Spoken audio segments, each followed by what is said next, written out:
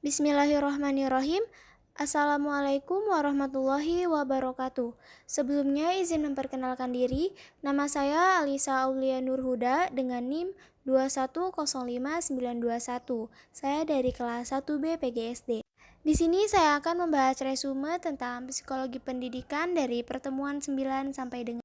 Baik, yang pertama pada pertemuan ke-9 kita membahas mengenai teori. Brenner adalah seorang ahli psikologi perkembangan dan ahli psikologi belajar kognitif. Penelitiannya yang demikian banyak itu meliputi persepsi manusia, motivasi, belajar, dan juga berpikir. Brenner mengatakan ada 3 tahap berpikir, yaitu yang pertama tahap enek. Tahap ini merupakan suatu tahap pembelajaran atau suatu pengetahuan di mana pengetahuan itu dapat dipelajari secara aktif dengan menggunakan benda-benda konkret atau menggunakan situasi yang nyata. Yang kedua ada tahap ikonik, yaitu suatu tahap pembelajaran atau suatu pengetahuan di mana pengetahuan itu dapat dipresentasikan atau diwujudkan dalam bentuk bayangan visual, gambar, atau diagram yang menggambarkan kegiatan konkret itu. Selanjutnya yang ketiga ada tahap simbolik. Tahap ini merupakan tahap pembelajaran di mana pengetahuan itu direpresentasikan dalam bentuk simbol. Misalnya seperti huruf-huruf, kata-kata, atau kalimat. Selanjutnya ada sifat berpikir. Sifat berpikir terbagi menjadi 3, yaitu starting position atau artinya pemrosesan informasi. Yang kedua, goal directed atau artinya menuju pemecahan masalah. Yang ketiga ada finishing position atau goal state, artinya pemecahan masalah. Proses kognitif berlangsung dikarenakan adanya stimulus dan respon di mana di dalamnya terdapat keterkaitan antara mental dan perilaku. Cara berpikir dibagi menjadi 2, yaitu induktif dan juga deduktif. Cara berpikir induktif artinya penarikan cara berpikir dari khusus ke umum, dan cara berpikir deduktif artinya penarikan cara berpikir dari umum ke khusus. Belajar merupakan proses menciptakan nilai tambah kognitif, afeksi, dan psikomotor bagi siswa. Perolehan belajar diperoleh dari 10% dari apa yang dibaca, 20% dari apa yang didengar, 30% dari apa yang dilihat, 50% dari apa yang dilihat dan didengar, 70% dari apa yang dikatakan, dan 90% dari apa yang dikatakan dan Selanjutnya pada pertemuan ke-10 kita membahas mengenai intelijensi. Intelijensi berasal dari kata Latin yaitu intelligere yang artinya mengorganisasikan, menghubungkan, atau menyatukan satu dengan yang lain. Intelijensi merupakan daya penyesuaian diri dengan keadaan baru dengan menggunakan alat-alat berpikir menurut tujuannya. Kemudian pada tahun 1905, Binet menciptakan tes intelijensi. Pada intelijensi ada teori proses yang dibedakan menjadi 4. Yang pertama ada proses sensori, yang kedua ada coding, dan yang ketiga ada ingatan, dan yang terakhir ada remembering. Baik, selanjutnya pada pertemuan ke-11 kita membahas mengenai motivasi belajar. Apa sih motivasi belajar itu? Motivasi belajar merupakan daya penggerak psikis dari dalam diri seseorang untuk dapat melakukan kegiatan belajar dan menambah keterampilan dan pengalaman. Motivasi ini akan mendorong dan mengarah minat belajar untuk mencapai tujuan belajar. Motivasi belajar dijelaskan dengan mengkoordinasikan ketiga prinsip. Yang pertama, suatu perilaku tertentu akan menghasilkan hasil tertentu. Yang kedua, hasil tersebut akan mempunyai nilai positif bagi yang melaksanakannya. Yang ketiga, hasil tersebut dengan usaha yang dilakukan seseorang. Motivasi belajar terbagi menjadi 2 jenis. Yang pertama ada motivasi ekstrinsik. Motivasi ini merupakan kegiatan belajar yang tumbuh dari dorongan dan kebutuhan seseorang tidak secara mutlak berhubungan dengan dirinya sendiri. Dan yang kedua ada motivasi intrinsik.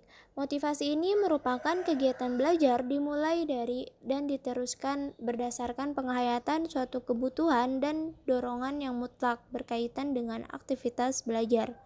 Selanjutnya pada pertemuan ke-12 kita membahas mengenai kreativitas. Kreativitas adalah kemampuan berpikir, bersikap, dan bertindak tentang sesuatu dengan cara yang baru dan tidak biasa digunakan memecahkan berbagai persoalan sehingga dapat menghasilkan penyelesaian yang orisinil atau asli dan bermanfaat. Menurut Semiawan tahun 1999. Kreativitas dapat dipahami sebagai apa saja yang telah terciptakan sebagai sesuatu yang baru dan berbeda dari apa yang telah ada sebelumnya.